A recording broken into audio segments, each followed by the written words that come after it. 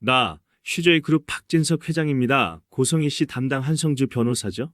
그 전화 한 통으로 이 싸움은 조용히 방향을 틀기 시작합니다. 그리고 잠시 뒤 한성주 변호사 사무실로 전달된 팩스 한 장. 그 안에는 아무도 예상하지 못한 고성희에 대한 충격적인 내용이 담겨 있었습니다. 오랫동안 성희는 신경정신과 약을 복용해왔고 망상과 기억 혼란이 반복적으로 나타났다는 기록. 최근에는 병원도 약도 끊은 상태라는 사실까지. 대기업 슈조이를 상대로 거액의 소송을 이길 수 있다고 믿었던 한성주 변호사. 하지만 그 서류를 보는 순간 자신만만하던 얼굴은 그대로 굳어버립니다. 너무 당당했고 너무 그럴싸했던 고성희의 계획. 하지만 단 한 장의 서류가 그 모든 확신을 흔들어 놓은 겁니다. 박진석은 협박하지 않았습니다. 돈을 건네지도 않았습니다. 다만 이렇게 말했을 뿐이죠. 이번 일 조용히 끝내면 없던 걸로 하겠습니다. 다만 정신과 치료를 받아온 사람 말만 믿고 대기업을 상대해 소송을 하다 간 결과가 어떻게 나올지 꽤 재밌겠군요. 박진석은 우아한 방식으로 고성희의 마지막 숨통을 조여옵니다. 그런데 바로 그 순간 고성희는 다시 카메라 앞에 섭니다. 유튜브 채널 사문TV 당당하게 얼굴을 드러내고 폭로를 시작합니다. 그날 이후 슈조이 그룹은 거대한 스캔들 한가운데로 빨려 들어가게 됩니다. 과연 끝까지 웃는 사람은 누가 될까요? 구독과 좋아요 부탁드려요. 그럼 지금부터 시작합니다. 박 회장님, 이게 정말 사실입니까? 전화기 너머 한 변호사의 목소리는 이전과 달랐습니다. 조심스러웠고 확신은 이미 무너져 있었습니다. 책상 위에 펼쳐진 서류, 고성희의 병력 기록이었습니다. 처방 내역, 치료 기간, 그리고 최근 약 복용 중단에 대한 소견. 한성주 변호사는 그 종이를 바라보며 한동안 말을 잇지 못했습니다. 자신만만하던 고성희의 얼굴이 떠올랐습니다. 조금의 흔들림도 없던 태도, 억울함과 분노가 완벽하게 계산된 말투, 그 당당함이 알고 보니 망각과 망상이 만들어낸 확신이었다는 사실. 전화기 너머에서 박진석의 목소리가 낮게 들려왔습니다. 한 변호사님, 그 한마디에 한성주는 저도 모르게 자세를 바로잡았습니다. 사람을 너무 믿으시네요. 질책은 아니었지만 변명할 여지는 더더욱 없었습니다. 박진석은 말을 이었습니다. 목소리는 차분했고 속도도 일정했습니다. 건물 근저당권 설정도 아내가 원해서 한 겁니다. 잠시의 침묵. 그런데 어찌 한쪽 말만 믿고 이만한 소송을 진행하시는 겁니까? 그 순간 한 변호사는 얼굴이 화끈거렸습니다. 법조인으로서 가장 경계해야 할 실수. 의심 없이 상대의 말에 올라탄 자신이 너무나 부끄러웠습니다. 회장님, 저는 한성주가 말을 꺼내려 했지만 박진석은 그 말을 끊지 않았습니다. 대신 더 중요한 이야기를 꺼냈습니다. 고성희는 다시 연락할 겁니다. 아니, 찾아오겠죠. 확신에 찬 목소리였습니다. 병력 자료를 받았다는 사실은 당분간 숨기세요. 한성주는 숨을 삼켰습니다. 제가 적절한 때에 직접 오픈하겠습니다. 그 말엔 계획이 이미 끝까지 짜여 있다는 확신이 담겨 있었습니다. 비밀 유지. 박진석은 짧게 말한 뒤 조용히 덧붙였습니다. 말 안 해도 저보다 더 잘 아시겠지요? 그건 질문이 아니었습니다. 확인이었습니다. 고성희가 묻거든 박진석은 담담하게 말했습니다. 일신상의 이유로 진행이 어렵다고만 하세요. 자세한 설명은 필요 없습니다. 둘러대세요. 그 정도면 충분합니다. 전화기 너머에서 한성주는 고개를 끄덕였습니다. 박진석이 이 상황에서 거짓말을 할 이유가 없다는 걸 이미 알고 있었기 때문입니다. 알겠습니다, 회장님. 그 한마디엔 수긍과 동시에 패배의 인정이 섞여 있었습니다. 박진석은 마지막으로 짧게 말을 남겼습니다. 쥐도 새도 모르게 이 일은 제가 마무리하죠. 통화는 그걸로 끝이었습니다. 전화가 끊긴 뒤 한성주 변호사는 한동안 수화기를 내려놓지 못했습니다. 이건 단순한 소송이 아니었습니다. 이미 끝이 정해진 싸움이었습니다. 그리고 고성희는 아직 모르고 있었습니다. 자신이 다시 전화를 거는 순간 이미 한 발 늦어 있다는 사실을 말이지요. 조용하고 품위 있게, 하지만 단 한치의 여지도 남기지 않는 복수.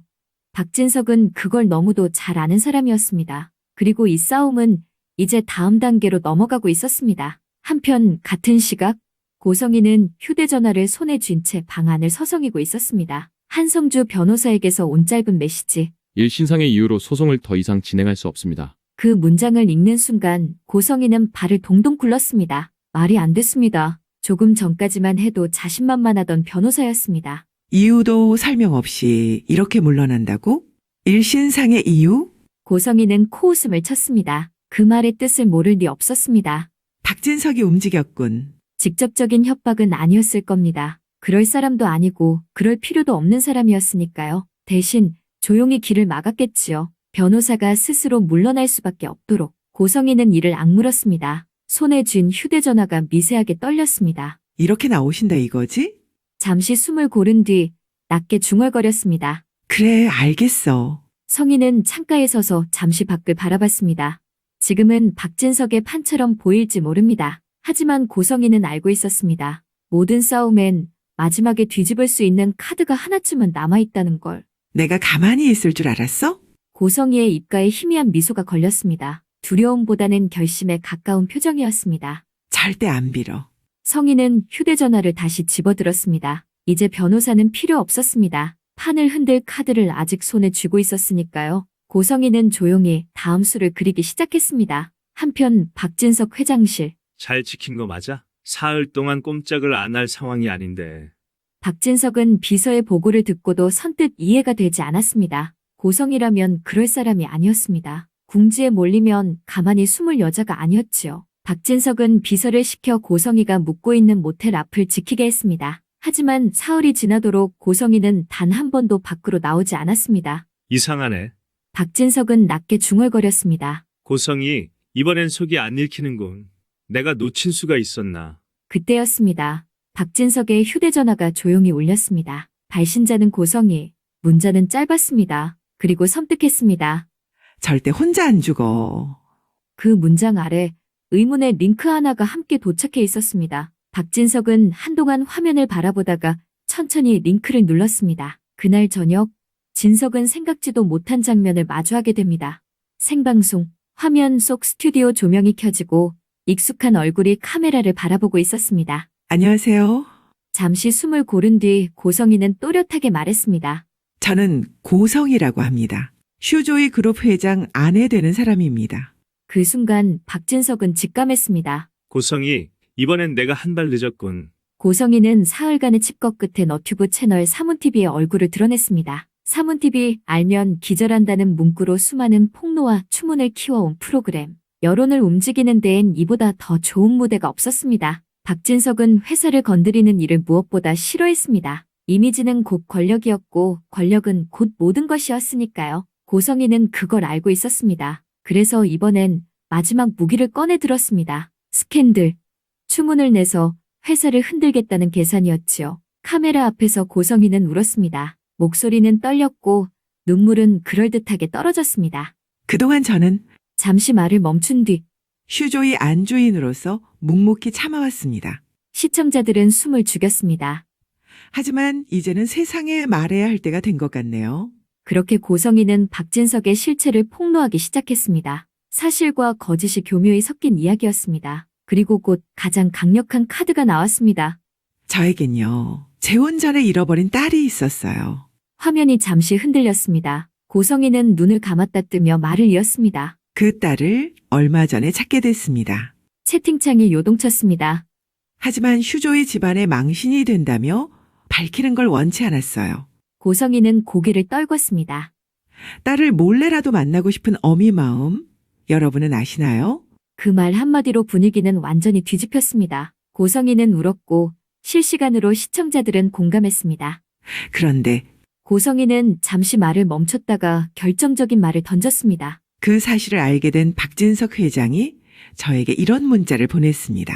잠시 후 문자 화면이 공개됐습니다. 딸을 건드리면 죽여버린다. 스튜디오가 술렁였습니다. 딸을 보고 싶어서 멀리서라도 보고 싶었던 그 마음마저. 고성희는 울먹이며 말을 이었습니다. 이렇게 무참히 짓밟는 사람이 바로 박진석 회장입니다. 성희는 박진석을 매정한 아버지로 권력을 위해서라면 가족도 버리는 사람으로 몰아갔습니다. 회사 이미지, 체면, 권력, 그걸 위해서라면 사람 하나쯤은 아무렇지 않게 짓밟는 사람이라고 말이지요. 고성희는 잠시 말을 멈췄습니다. 마치 무언가를 삼키듯 숨을 고른 뒤 천천히 입을 열었습니다. 사실 지금 저는 갈 곳이 없습니다. 그 한마디의 채팅창의 속도가 눈에 띄게 느려졌습니다. 집에서도 쫓겨났어요. 아무 설명도 대화도 없이요. 고성희는 고개를 떨궜습니다. 손은 무릎 위에서 가볍게 떨리고 있었습니다. 지금은 모텔에서 지내고 있습니다. 성희는 잠시 말을 멈췄다가 마치 부끄러운 고백이라도 하는 듯 작게 덧붙였습니다. 정말 빈털터리입니다. 제가 가진 재산마저 박진석 회장이 다 빼돌린 후였어요. 스튜디오 안은 조용해졌고 화면 너머의 시청자들도 숨을 죽였습니다. 이 자리에 나온 이유요? 고성희는 고개를 들지 않은 채 말했습니다. 살려달라고 말하고 싶어서 나왔습니다. 그 말에는 계산이 섞여 있었지만 들리는 소리는 간절함이었습니다. 성희는 이내 고개를 들고 카메라를 똑바로 바라봤습니다. 박진석 회장님, 잠시 의도적으로 침묵이 흘렀습니다. 내가 딸을 잃어버려서 정말 미안해요. 그 말은 사과였고 동시에 연출이었습니다. 고성희의 눈가가 붉어졌습니다. 채팅창에는 엄마 마음 이해된다. 너무 가엾다는 말들이 올라오기 시작했습니다. 상황은 완전히 뒤집혔습니다. 고성희는 더 이상 비난받는 인물이 아니었습니다. 쫓겨난 아내였고 아이를 잃은 엄마였고 거리로 내몰린 여자였습니다. 더는 욕심 없습니다. 고성희는 마지막으로 이렇게 말했습니다. 제발 이혼해주세요. 카메라가 천천히 멀어졌고 진행자는 말을 잇지 못했습니다. 방송은 끝났지만 파장은 이제 시작이었습니다. 박진석은 화면을 끄지 않은 채 한동안 앉아 있었습니다. 고성희는 자신이 판을 뒤집었다고 믿고 있을 겁니다. 하지만 박진석은 알고 있었습니다. 이 싸움이 아직 끝나지 않았다는 걸. 박진석은 이 폭로를 어떤 방식으로 되돌려줄까요? 그 모든 장면을 실시간으로 지켜보고 있던 사람, 박진석 회장이었습니다. 모니터 속 고성희는 울고 있었고 여론은 성희의 편으로 기울고 있었습니다. 채팅창은 빠르게 올라가고 자막은 더 자극적으로 편집되고 있었지요. 박진석은 화면을 끄지 않은 채 의자에 깊게 몸을 기대었습니다. 이건 생각 못했네. 잠시 침묵, 그리고 아주 낮게 혼잣말처럼 덧붙였습니다. 고성이 정말 당신답군. 절망이 없었던 건 아닙니다. 여론은 이미 한 번 돌아섰고 그 여론을 다시 되돌리는 건 힘으로도 돈으로도 쉽지 않은 일이었습니다. 박진석은 생각에 잠겼습니다. 이 사태를 어떻게 빠져나갈 것인가? 어디서부터 실을 풀어야 하는가? 그때 진석의 머릿속을 스친 하나의 그림. 고성희의 목줄을 단번에 줄 비장의 카드, 그리고 자신만이 줄 수 있는 유일한 특권. 박진석은 천천히 휴대전화를 들었습니다. 내가 말한 거 당장 진행시켜. 전화를 끄는 박진석은 잠시 창밖을 바라보다가 아주 희미하게 웃음을 보였습니다. 마치 이 장면까지 이미 예상하고 있었다는 사람처럼 말이지요. 고성희, 내가 이렇게까지 하게 만든 건 당신이야. 같은 시각 고성희는 모텔로 돌아와 있었습니다. 방송을 마친 뒤의 방은 유난히 조용했고 그 조용함이 오히려 성희를 들뜨게 했습니다. 고성희는 혼자 와인을 꺼냈습니다. 잔에 와인을 따르며 웃음을 터뜨렸습니다. 박진석, 당신 이제 끝이야. 그리고 잔을 들어 올렸습니다. 내가 이겼어. 성희는 혼자서 축배를 들었고 그 승리를 의심하지 않았습니다. 여론도 눈물도 모두 자기 편이라고 믿었지요. 하지만 그때까지 고성희는 알지 못했습니다. 박진석이 어떤 방식의 칼춤을 준비하고 있는지를 말입니다. 다음날 아침 모텔 프런트에서 전화가 울렸습니다. 고성희 고객님, 퀵으로 서류가 도착했습니다. 봉투는 두꺼웠고 발신자는 적혀있지 않았습니다. 고성희는 의아한 얼굴로 봉투를 열었습니다. 그 안에 들어있던 것은 자신의 건강 병력 기록이었습니다. 오래전 진단, 처방 기록, 복용 중단 시점까지 손이 떨렸습니다. 그리고 마지막 장, 짧은 메모 한 줄이 끼워져 있었습니다. 스스로 26년 전으로 돌아가랬더니 말을 안 듣네. 그럼 어쩔 수 없지. 그 순간 문 밖에서 노크 소리가 들렸습니다. 똑똑. 고성희는 숨을 삼켰습니다. 문을 열자 낯선 남자 둘이 서 있었습니다. 차분한 표정, 그리고 단정한 복장. 고성희 씨 맞으십니까? 저희는 병원에서 나왔습니다. 그들은 고성희의 병력 기록을 언급했습니다. 그동안 신경정신과 약을 복용해왔고 최근엔 약도 중단하고 병원에도 내원하지 않았다는 점. 그로 인해 망각과 망상이 심해졌고 감정 조절이 어려운 상태라는 진단. 최근에 방송 출연과 발언 역시 증상이 악화된 상태에서 나온 행동으로 판단됩니다. 고성희는 뒷걸음질 쳤습니다. 아니에요. 전 멀쩡해요. 하지만 그 말은 이미 기록 앞에서 힘을 잃고 있었습니다. 의사는 차분하게 덧붙였습니다. 지금 상태로는 혼자 계시는 게 위험할 수 있습니다. 그리고 마지막 말. 현재 법적으로 등록된 유일한 보호자는 박진석 씨입니다. 고성희의 얼굴이 하얗게 질렸습니다. 성희는 그제야 알았습니다. 자신이 판을 뒤집었다고 믿던 그 순간 이미 다른 판이 깔려 있었다는 것을. 그날 고성희는 조용히 병원으로 끌려갔습니다. 어떤 소리도 어떤 저항도 의미가 없다는 걸 너무 늦게 깨달은 채로 말이지요. 그리고 그 모든 과정은 정상참작이라는 이름 아래 차분하게 진행되었습니다. 다음날 아침 너트뷰 사문TV 화면이 다시 켜졌습니다. 어제와는 전혀 다른 분위기였습니다. 조명은 차분했고 진행자의 표정은 굳어 있었습니다. 어제 방송과 관련해 중요한 정정 말씀을 드립니다. 잠시 숨을 고른 뒤 진행자는 조심스럽게 말을 이었습니다. 고성희 씨는 과거부터 신경정신과 치료를 받아왔으며 최근 망상과 기억 혼란 증세가 심해진 상태였던 것으로 확인됐습니다. 자막이 천천히 흘렀습니다. 사실 확인 부족에 대해 사과드립니다. 어제 방송에서 언급된 내용 중 상당 부분은 고성희 씨의 건강 상태로 인해 사실과 다를 수 있음을 알려드립니다. 그 말 한마디로 분위기는 완전히 달라졌습니다. 댓글창은 조용해졌고 기사의 제목도 바뀌기 시작했습니다. 폭로는 해프닝이 되었고 스캔들은 정정으로 바뀌었습니다. 그렇게 슈조이의 이름 위에 드리워졌던 그림자는 서서히 걷히기 시작했습니다. 완벽하진 않았지만 치명상은 피했습니다. 명성은 다시 제자리를 찾아갔습니다. 그날 저녁 박진석은 거실 한가운데서 혼자 양주를 마시고 있었습니다. 잔에 얼음이 부딪히는 소리만 낮게 울렸습니다. 축배라기엔 지나치게 씁쓸한 밤이었습니다. 문이 열리는 소리, 뒤늦게 귀가한 박성재가 그 모습을 멈춰서서 바라봤습니다. 잠시 말이 없던 성재가 조용히 입을 열었습니다. 아버지 이렇게까지 하셔야 했나요? 박진석은 잔을 내려놓지 않은 채 시선을 돌렸습니다. 성재는 한 발 다가와 말을 이었습니다. 그 여자랑 다를 게 뭐가 있어요? 순간 공기가 굳었습니다. 박진석의 손이 멈췄다가 천천히 잔을 내려놓았습니다. 슈조의 그룹을 지키고 진석은 낮고 단호하게 말했습니다. 우리 집안을 지키려면 어쩔 수 없어.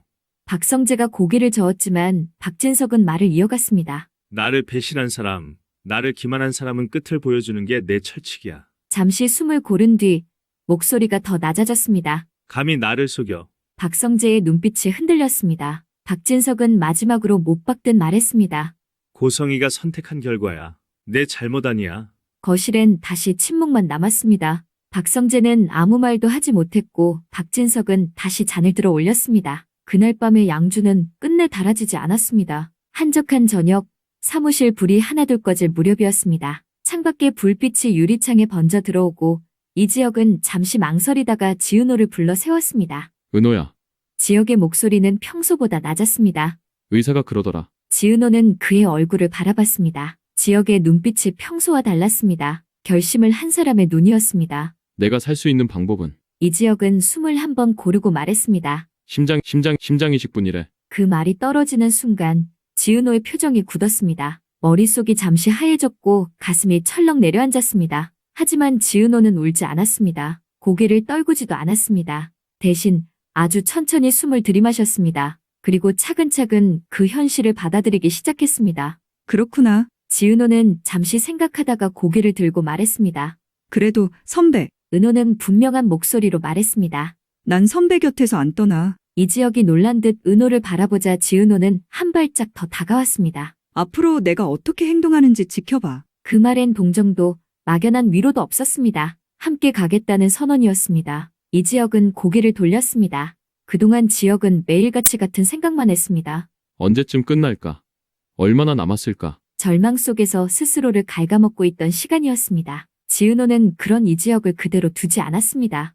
선배, 아직 정해진 건 아무것도 없어. 은호는 부드럽게 말했습니다. 우리에게 시간이 얼마나 주어질지는 모르지만 잠시 말을 멈춘 뒤 미소를 지었습니다. 그 시간 동안 행복하게 살면 되잖아. 사랑하면서. 그 말에 이지혁의 가슴이 묘하게 울렸습니다. 죽을 날만 기다리면서 시간을 보내는 것보다 지은호는 계속 말했습니다. 남은 시간을 좋은 기억으로 채우는 게 훨씬 낫지 않아? 그 순간 이지혁의 마음속에서 무언가가 천천히 방향을 틀었습니다. 그래, 어차피 피할 수 없다면 두려움 속에서 웅크리기보다 살아있는 순간을 선택해도 되지 않을까. 이지혁은 천천히 고개를 끄덕였습니다.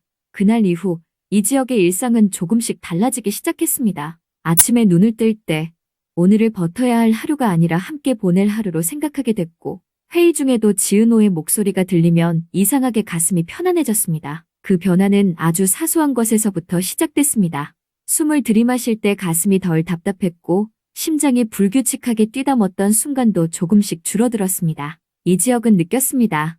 몸이 아니라 마음이 먼저 반응하고 있다는 걸. 지은호와 웃으며 나눈 대화, 퇴근길에 함께 걸은 짧은 산책, 아무 말 없이 마신 따뜻한 커피 한 잔. 그 행복한 감정들이 뇌에 좋은 기억으로 남고 그 기억이 다시 몸을 자극하고 있었습니다. 마치 뇌가 심장에게 말하는 것처럼. 아직 괜찮다. 아직 살아도 된다. 그날부터 이지혁의 심장은 조금씩 규칙을 되찾기 시작했습니다. 의사도 수치의 변화를 보고 고개를 갸웃했고 이지혁 자신도 몸에 미세한 변화를 느꼈습니다. 아직은 기적이라고 부르기엔 이르지만 분명한 건 하나였습니다. 지은호와 함께하는 행복한 감정이 지혁의 삶을 다시 움직이고 있다는 것. 그리고 이지혁은 처음으로 생각했습니다. 혹시 정말로 기적이 시작된 건 아닐까? 그 기적은 아직 이름도 없고 앞으로 어떻게 될지 누구도 장담할 수는 없었습니다. 하지만 분명한 건 그 기적이 두 사람의 시간 속에서 조용히 자라고 있었다는 사실입니다. 아무리 삶이 버겁고 절망이 깊어도 사람은 끝내 희망을 놓지 않습니다. 그 희망은 병원 수치로도 의학 설명으로도 다 담아낼 수는 없지요. 하지만 누군가를 사랑하고 오늘 하루를 살아보겠다고 마음먹는 순간 삶은 다시 앞으로 움직이기 시작합니다. 그래서 기적이란 불가능을 억지로 이겨내는 일이 아니라 끝까지 포기하지 않은 마음이 삶에 참된 의미를 스스로 깨닫게 해주는 아주 따뜻한 선택일지도 모릅니다. 오늘 이야기는 여기까지입니다. 다음 이야기도 놓치지 않으시려면 구독과 좋아요 그리고 알림 설정까지 꼭 부탁드립니다. 지금까지 함께 해주셔서 정말 감사합니다.